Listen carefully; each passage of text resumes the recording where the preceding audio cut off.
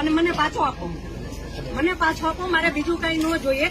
આજ પછી કોઈ દિવસ કોઈ વોટ જ નહીં કરતા. જો આપણી ગવર્મેન્ટને પોતાની સુવિધા રાખવી છે, તમારા પાછળ કેટલા વીઆઈપી હોય છે, કેટલી ગાડીઓ હોય છે, તમારો જીવ છે. આ ટેક્સ પે કરે છે એનો જીવ નથી. આ છોકરાઓનું શું, આનું ભવિષ્ય શું? આને ડોક્ટર બનાવી છે, આને એન્જિનિયર બનાવો છો, હું કઈ રીતે બનાવીશ?